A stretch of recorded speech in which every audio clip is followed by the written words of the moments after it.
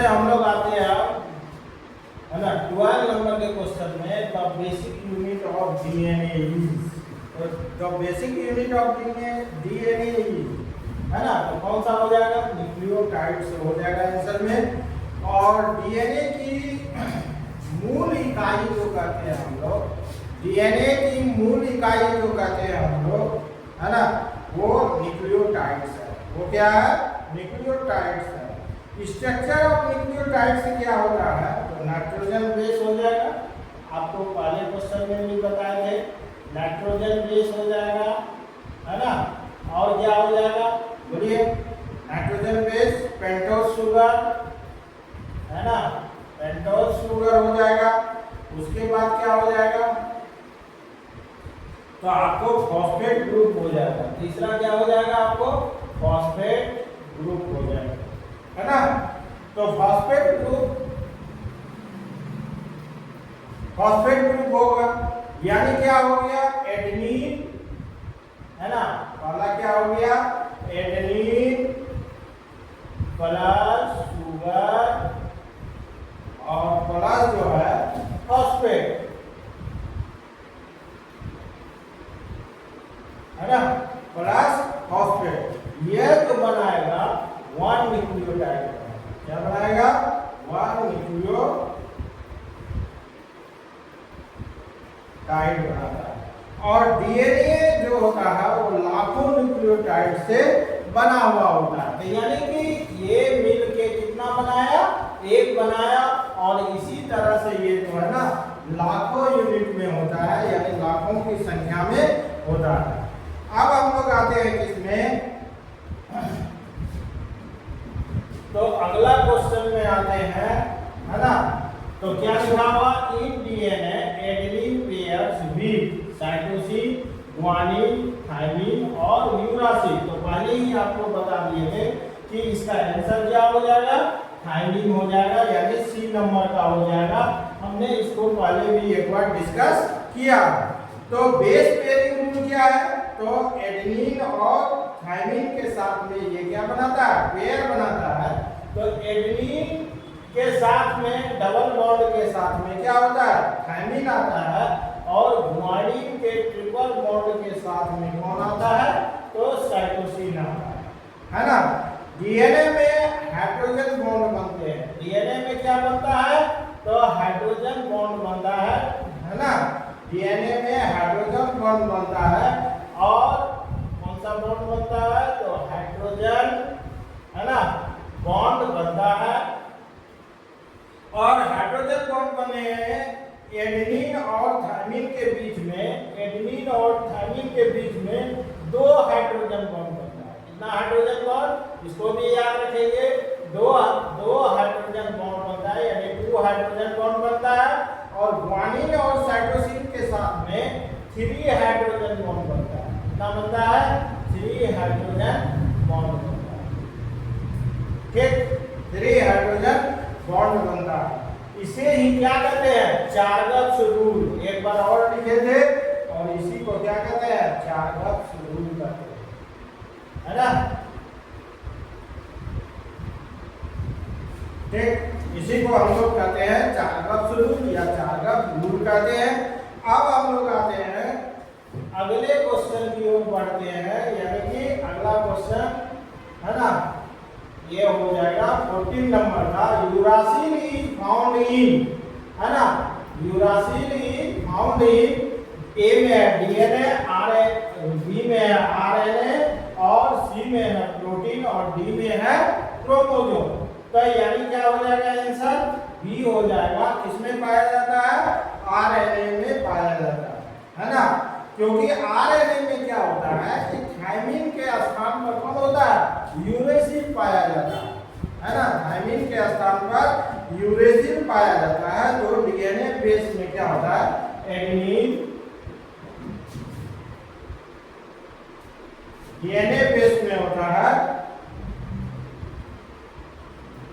देखिए ऐसे याद रखिएगा, डीएनए बेस में पहले भी हम बता चुके हैं, इसमें जो होता है, इसमें कौन कौन होता है, एडेनिन होता है, थाइमिन होता है, और ग्वानिन और कौन होता है, साइटोसिन होता है ना। तो एडेनिन, थायमिन, है ना, और साइटोसिन और ग्वानिन होता है। लेकिन आरएनए बेस में क्या होता है, आरएनए बेस में जो होता है वो एडेनिन होता है, यूरासिल होता है, ग्वानिन होता है और साइटोसिन होता है। ठीक, तो डीएनए में कौन होता है, तो ऐसे याद रखेंगे ट्रिक के माध्यम से, डीएनए। तो यहाँ देखिए एडेनिन इसमें भी है, एडेनिन इसमें भी है, लेकिन थायमिन के जगह पर कौन है, यूरासिल है, ग्वानिन इसमें भी है और साइटोसिन इसमें भी है। तो यानी क्या हो गया, डीएनए में कौन पाया जाता है, थायमिन, और थायमिन की जगह पर आरएनए में क्या होता है, तो यूरासिल होता है। कौन होता है, यूरासिल।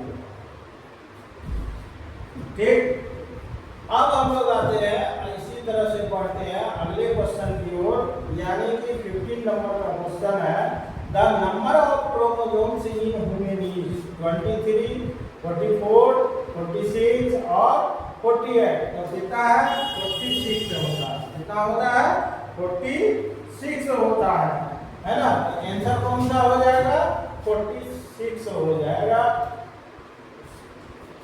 है ना। तो आपका आंसर क्या हो जाएगा, तो 46 हो जाएगा, यानी सी नंबर का, है ना।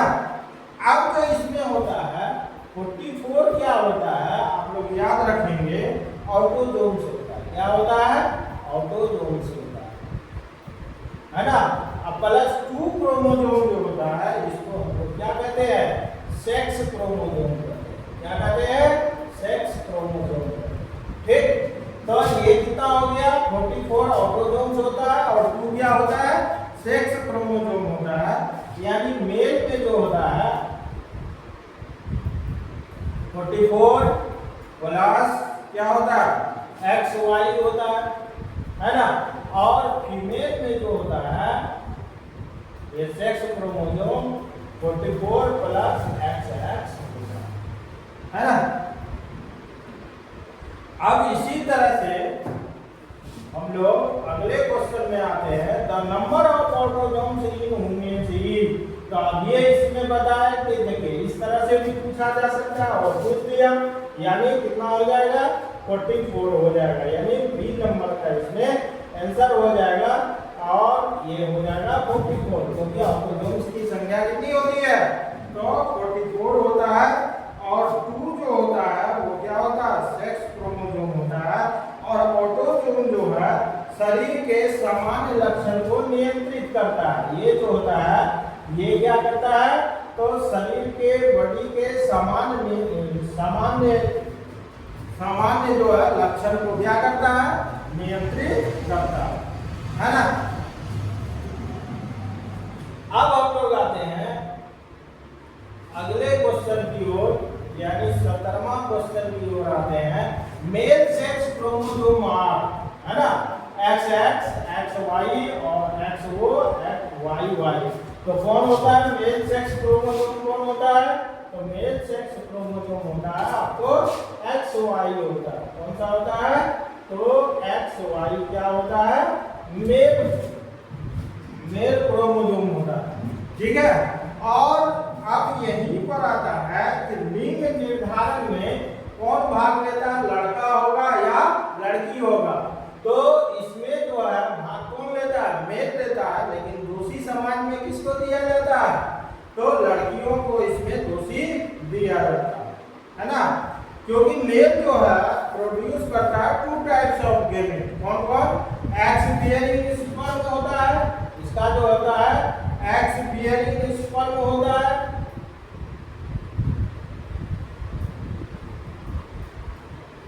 एक्स बियरिंग स्पर्म होता है। और दूसरा क्या होता है, वाई बियरिंग स्पर्म होता है, वाई बियरिंग स्पर्म होता है ना।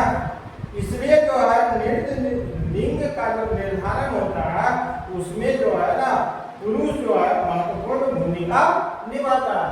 लेकिन लेडीज में क्या होता है, तो सिर्फ क्या होता है एक्स एक्स होता है, यानी इसमें जो होता है एक्स बियरिंग ही क्या होता है ओवा होता है ना।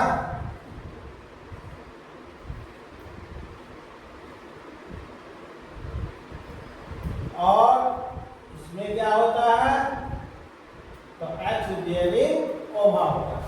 अब अगर यदि आपको लड़का हो या लड़की हो तो लड़के में क्या हो जाएगा, यानी बॉयज में क्या हो जाएगा, तो बॉयज में क्या हो जाएगा तो एक्स वाई क्रोमोसोम होगा, और गर्ल में क्या हो जाएगा तो एक्स एक्स क्रोमोसोम होगा। तो अब यहाँ पर जो है बेटा और बेटी का निर्धारण कौन करेगा। अब ये देखिए ये क्या है फीमेल है और ये क्या है तो मेल है ना। तो अगर यदि इसका आप क्रॉस करवाएंगे एक्स वाई और एक्स एक्स से, तो देखिए एक्स ये एक्स तो क्या हो जाएगा एक्स एक्स हो जाएगा है ना। और ये वाई और ये एक्स से करवाएंगे तो आपको फिर इसी एक्स से इसको इस एक्स को करवाए तो एक्स एक्स हो गया, और वाई से एक्स को कराएंगे एक्स वाई हो गया, और इस वाई को इस एक्स से लगाएंगे तो एक्स वाई, यानी क्या हो गया एक्स एक्स कौन हो गया, तो ये आपका क्या हो जाएगा गर्ल हो जाएगा, और ये आपका क्या हो जाएगा बॉय हो जाएगा। तो अब जो है इसका रेशियो आता है 50% करके, लेकिन इसका जब निर्धारण हुआ तो निर्धारण को किसने किया तो मेल ने किया, लेकिन समाज में जो है ना ये दोषी किसको दिया जाता है, तो ये दोषी दिया जाता है फीमेल पर दिया जाता है ना, और प्रताड़ित भी किया जाता है फीमेल को। ठीक, अब अगले क्वेश्चन की ओर हम लोग बढ़ते हैं है ना। 18 नंबर का है द फीमेल सेक्स क्रोमोसोम। तो अब ये आप लोगों को बताया फीमेल सेक्स क्रोमोसोम के बारे में है ना।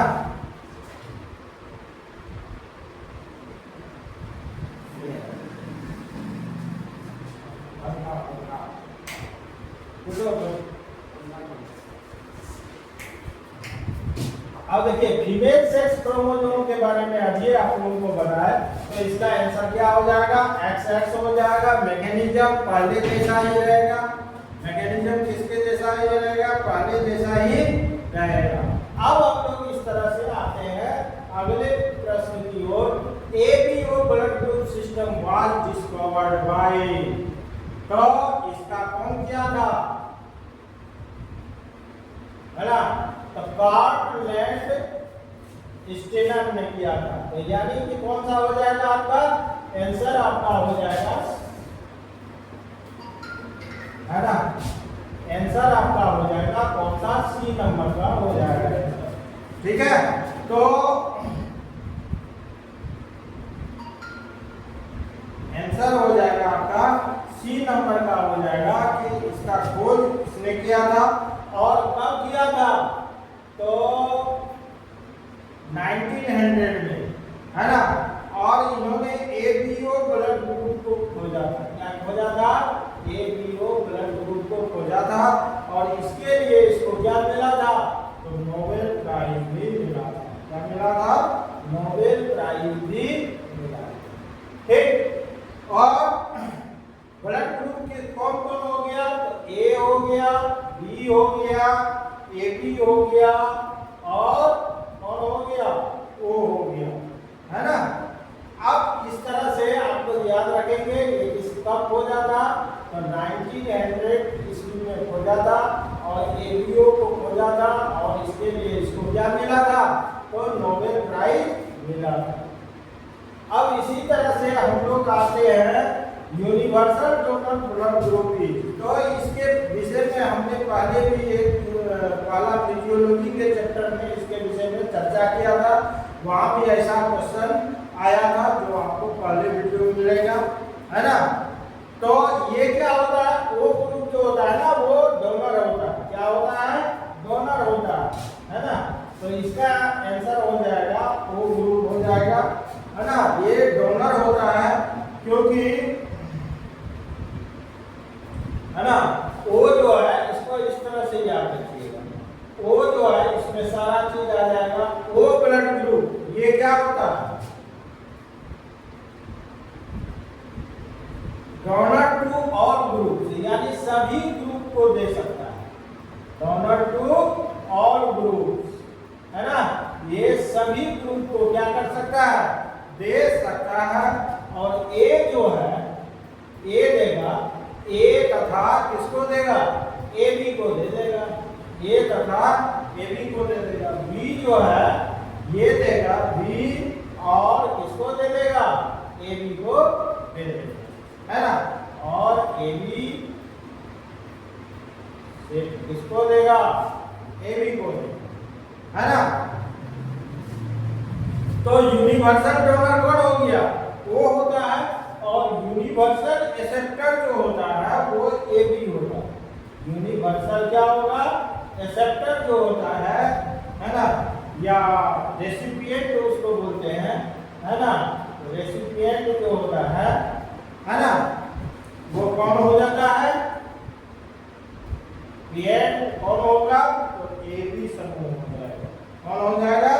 ए बी समूह हो जाएगा। अब हम लोग इसी तरह से अगले क्वेश्चन की ओर बढ़ेंगे, है ना। तो अगला प्रश्न है हम लोगों का 21 नंबर के प्रश्न में जाते हैं। तो देखिए वही बात है, universal recipient blood group is, तो अब ये अपन को बताए कौन होता है? तो ए बी हो जाएगा। कौन होता है? ए बी होता है ना।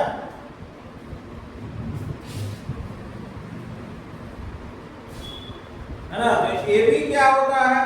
तो ये रेसिपिएंट हो जाता है। क्यों होता है ऐसा? तो ए बी के पास होता है, ए बी ब्लड ग्रुप के पास में ए बी सी है ना, आरबीसी पर जो है ए बी ब्लड ग्रुप द्वारा, है ना, ग्रुप के ए आरबीसी पर, है ना, ए और बी दोनों एंटीजन होते हैं। ए और बी दोनों क्या होते हैं? ए और बी क्या होते हैं? दोनों क्या होते हैं? एंटीजन। क्या होते हैं? एंटीजन होते हैं,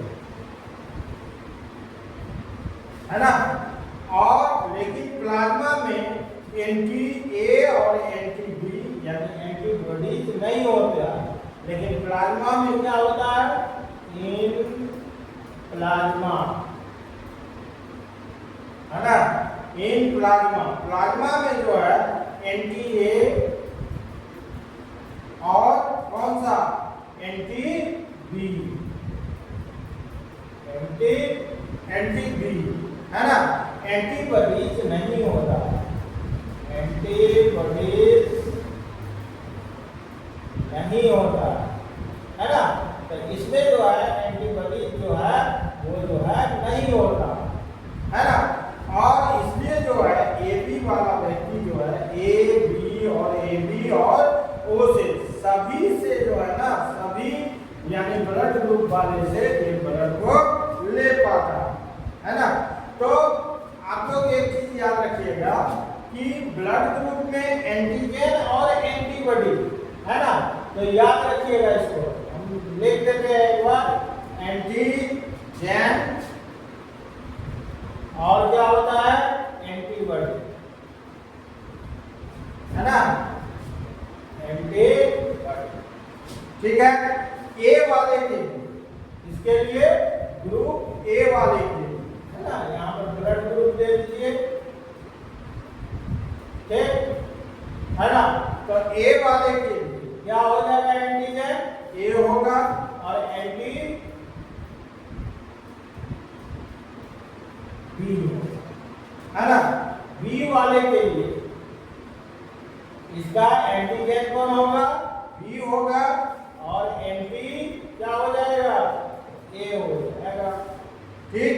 ए बी वाले के लिए, है ना, ए एंड बी दोनों होगा एंटीजन, क्या होगा? ए एंड बी दोनों होगा और इसका एंटीबॉडी जो है, एंटीबॉडी कोई नहीं होगा, है ना। और ओ वाले के लिए ये क्यों डोनर है? क्योंकि इसका कोई भी एंटीजन नहीं है और इसका जो है एंटी कौन होगा? तो एंटी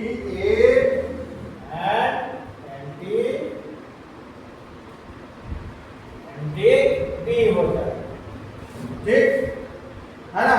तो यानी आप लोगों को याद रखना है यूनिवर्सल डोनर कौन हो जाएगा, यूनिवर्सल डोनर हो जाएगा वो, और यूनिवर्सल रिसेप्टर है ना, यूनिवर्सल रिसेप्टर कौन हो जाएगा, तो ए बी, ठीक।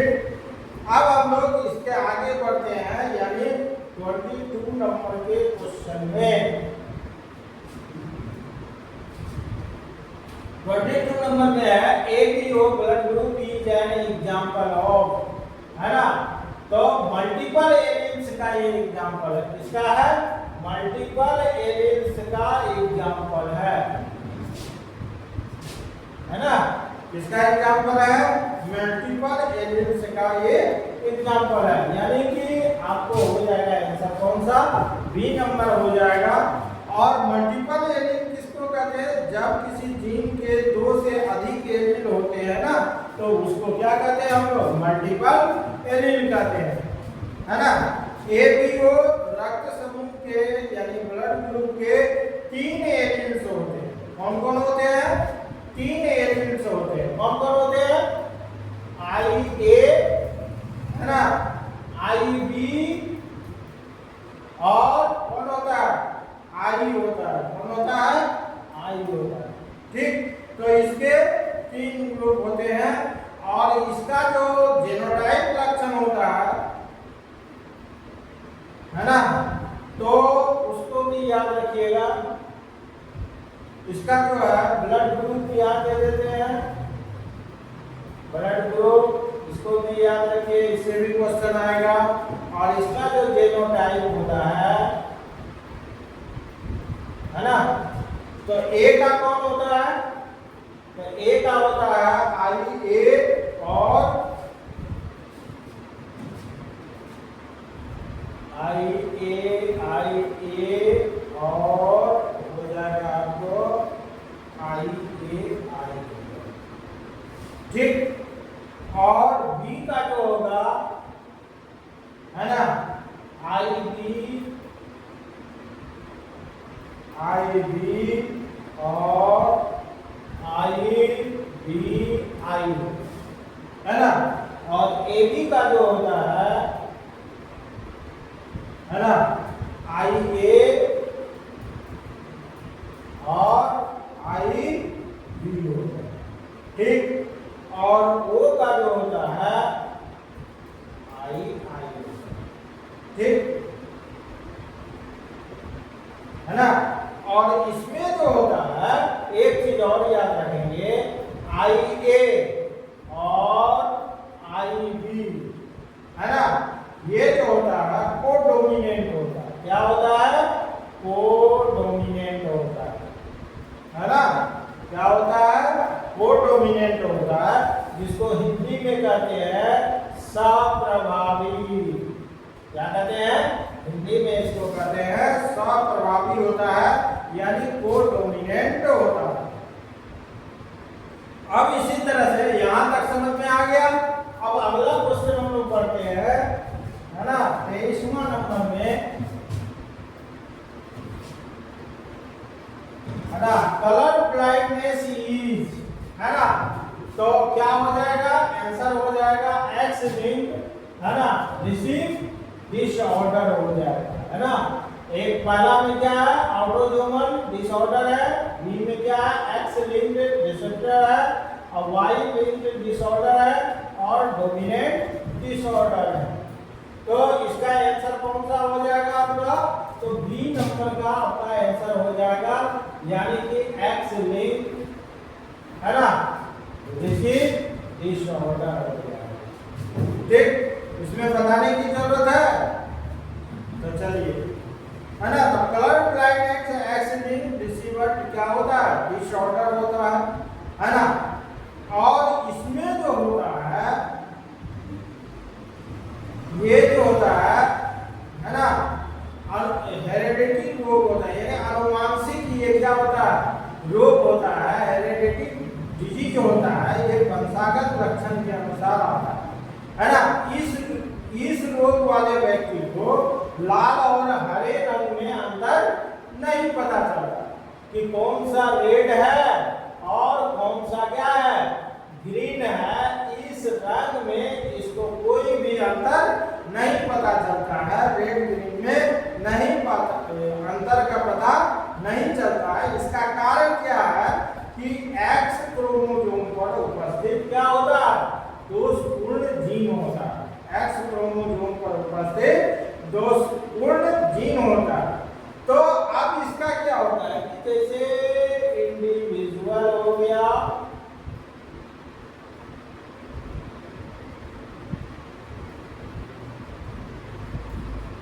है ना, इंडिविजुअल हो गया और जेनोटाइप हो गया, और क्या हो गया, जेनोटाइप हो गया। तो इंडिविजुअल में क्या हो गया, normal mail, normal mail, mail हो गया तो एक्स एन, है ना, और वाई, ठीक। और कलर ब्लाइंडनेस में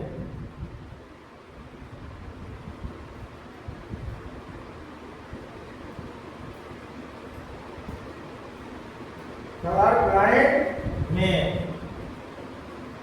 इसमें जो हो जाएगा एक्स सी वाई होगा। अब नॉर्मल फीमेल, तो ये बीमारी दोनों में हो सकता है, मेल में भी और फीमेल में भी। क्यों? क्योंकि ये किस पर काम करता है, एक्स क्रोमोसोम, और एक्स क्रोमोसोम दोनों में होता है।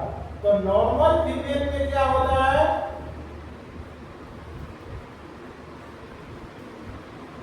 नॉर्मल फीमेल में एक्स एन और एक्स एन होता है, ठीक। और कैरियर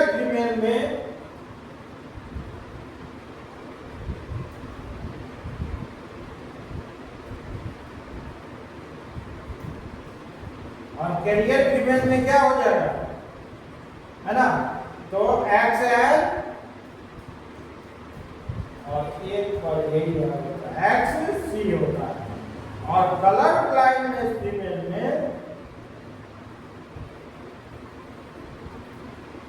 कलर ब्लाइंड फीमेल, है ना, तो इसमें जो आ जाएगा एक्स सी और एक्स सी हो जाएगा।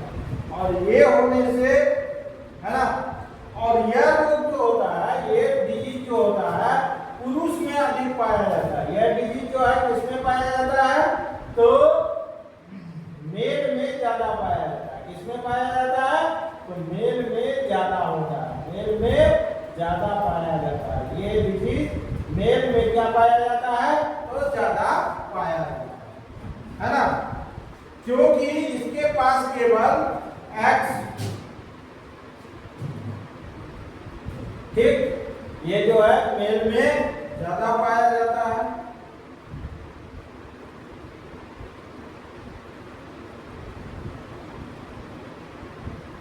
ये सबसे अधिक किसमें पाया जाएगा, फीमेल में ज्यादा। क्यों? क्योंकि मेल में नहीं, क्योंकि फीमेल में सिर्फ कौन सा क्रोमोसोम होता है, तो एक्स क्रोमोसोम होता है। इसलिए जो है इसमें ये ज्यादा पाया जाएगा, यानी फीमेल में ज्यादा पाया जाएगा, है ना। अब इसी तरह से हम लोग अगले क्वेश्चन की ओर पढ़ते हैं कि,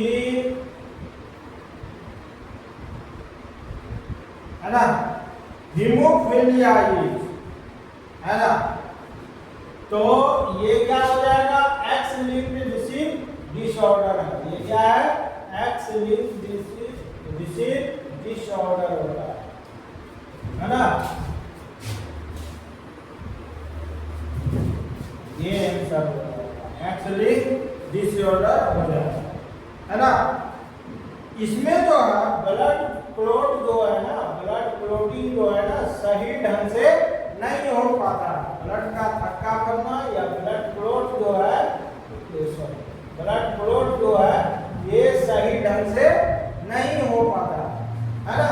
तो ब्लड क्लॉट सही ढंग से इसमें नहीं पाता है, और इसका, है ना, तो क्लॉटिंग फैक्टर क्या होता है, 8 और 9 की कमी के कारण होता है ना। इसमें क्या होता है, तो अत्यधिक क्या होता है कट जाने के बाद, है ना, तो ब्लड का निकलना क्या होता है ज्यादा हो जाता है, यानी रक्त का स्त्राव क्या हो जाता है ज्यादा होता है, ब्लीडिंग बहुत ज्यादा होता है, घाव जो होता है वो देर से भरता है और आंतरिक क्या होता है रक्त का स्त्राव भी अधिक हो जाता है। तो इसका जो है इसका दोषपूर्ण जीन कौन होता है, तो यह जो होता है एक्स क्रोमोसोम पर क्या होता है स्थित होता है ना।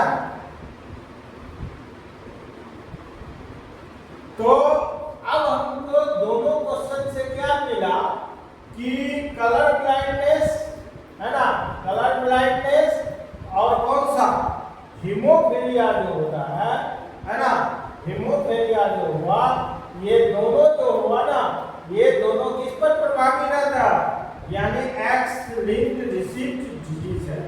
ये क्या है एक्स लिंक्ड रिसीप्ट डिसऑर्डर है, समझ गए। तो ये एक्स लिंक्ड रिसीप्ट डिसऑर्डर है। तो ये दोनों जो है ना एक्स लिंक्ड, है ना, रिसीप्ट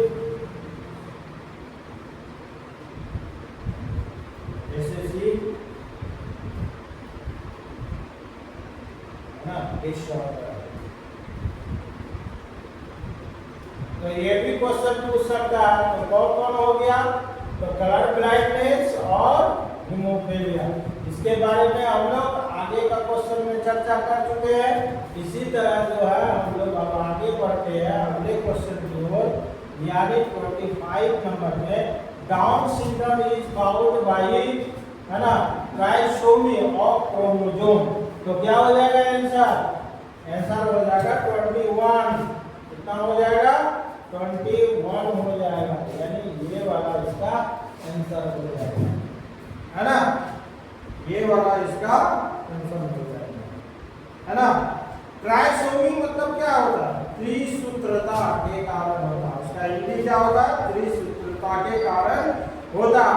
क्यों होता है ऐसा कि देखो सामान्य व्यक्ति में क्रोमोसोम नंबर कितना होता है 46 होता है, सामान्य व्यक्ति के लिए कितना होता है 46 होता है, और डाउन सिंड्रोम में क्रोमोसोम नंबर कितना हो जाता है, तो डाउन सिंड्रोम में क्रोमोसोम नंबर जो होता है वो हो जाता है 47, है ना।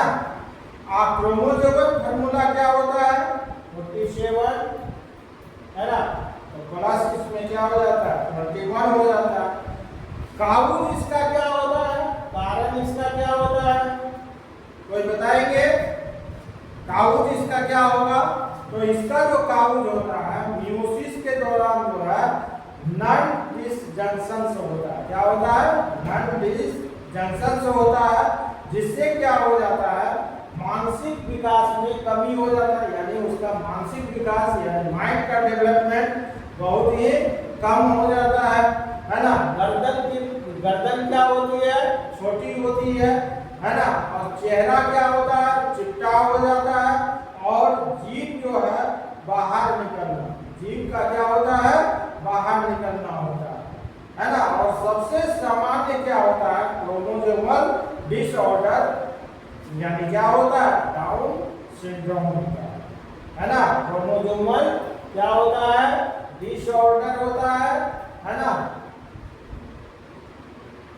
डिसऑर्डर होता है, और जिसके चलते क्या होता है डाउन सिंड्रोम होता है ना।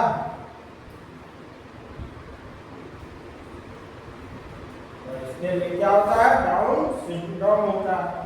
अब हम लोग आते हैं अगले क्वेश्चन की ओर, है ना, कहता है chromosome number in down syndrome, है ना, chromosome number in down syndrome तो कितना हो जाएगा 47 हो जाएगा, जिसके बारे में हम लोग अभी बताए थे। तो सामान्य में कितना होता है 46 होता है, लेकिन डाउन सिंड्रोम में कितना होता है 47 हो जाता है ना। और क्रोमोसोम 21 क्या होता है तो ज्यादा प्रभावी हो जाता है ना, और ये क्या करता है अधिक ये करता है। तो इसका फॉर्मूला होता है 2n प्लस क्या हो जाता है 1 हो जाता है, इसे क्या कहते हैं एन्यूक्लोइडी कहते हैं। इसी को क्या कहते हैं? एन्यूक्लोइडी कहते हैं। इसी को क्या कहते हैं? एन्यूक्लोइडी कहते हैं। और फॉर्मूला इसका हो जाएगा 2n प्लस क्या हो जाएगा? 1 हो जाएगा। ठीक, अब हम लोग बढ़ते हैं अगले सवाल की ओर। अगले सवाल में है यानी 27 में है टर्नर सिंड्रोम है ना? कौन सा सिंड्रोम? टर्नर सिंड्रोम है ना? तो अब इसमें क्या हो जाएगा? टर्नर सिंड्रोम में क्या हो जाएगा? XO ये वाला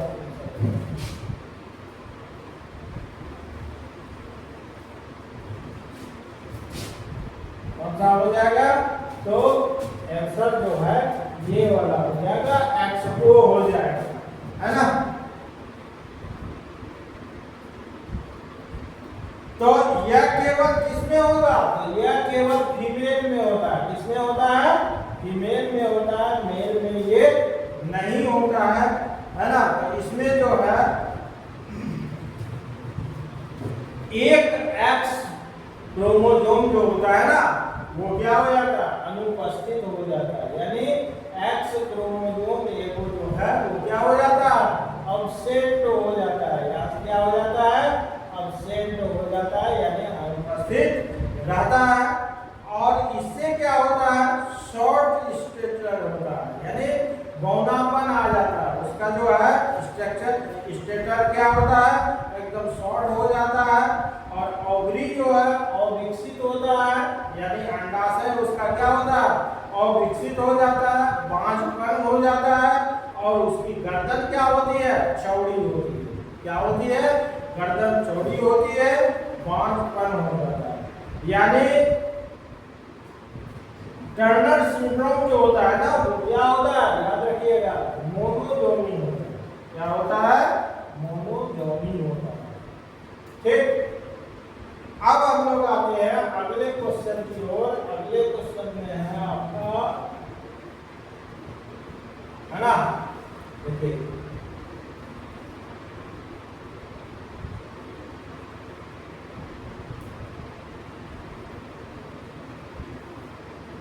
अब देखिए यहाँ पर है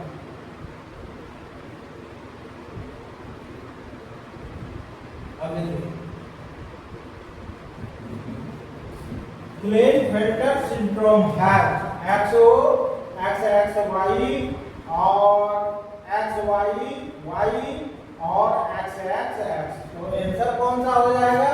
तो आपका बी नंबर का हो जाएगा, है ना? आंसर कौन सा हो जाएगा? तो बी नंबर का हो जाएगा, है ना? आंसर हो जाएगा आपका बी नंबर का हो जाएगा, है ना? तो क्लाइनफेल्टर सिंड्रोम में XXY, है ना, क्रोमोसोम पाए जाते हैं। कौन सा क्रोमोसोम पाया जाता है? तो XXY पाया जाता है। यह केवल पुरुषों में होता है, ये फीमेल में नहीं होता है। किसमें होता है? तो ये केवल किसमें होता है? मेल में होता है ना? क्रोमोसोमल फार्मूला जो होता है इसका हो जाता है 47, है ना? और XXY हो जाता है ना? क्रोमोसोमल फार्मूला जो होता है इसका 47 और XXY हो जाता है। काउज इसका कारण क्या होता है? तो अतिरिक्त जो है ना, एक जो है ना एक्स्ट्रा एक्स क्रोमोसोम आ जाता है। क्या आ जाता है? एक्स्ट्रा क्या आ जाता है? तो एक्स क्रोमोसोम इसमें आ जाता है। ठीक, तो इसमें क्या होता है? सिम्टम्स क्या होता है? इसका सिम्टम्स क्या होता है ना? तो सिम्टम्स होता है इसका, है ना, इसका हाथ, इसका क्या हो जाएगा? हाथ पैर लंबा होगा, यानी कि लंबे हाथ पैर होंगे। और ऐसे व्यक्ति का कम दाढ़ी मूछ होता है ना? इसमें भी क्या होता है? बांझपन होता है। और स्तनों का क्या हो जाता है? विकास हो जाता है ना? और स्तनों का क्या हो जाता है? विकास हो जाता है ना? तो यानी आप लोग याद रखेंगे एक चीज और, तो यानी क्या हो गया?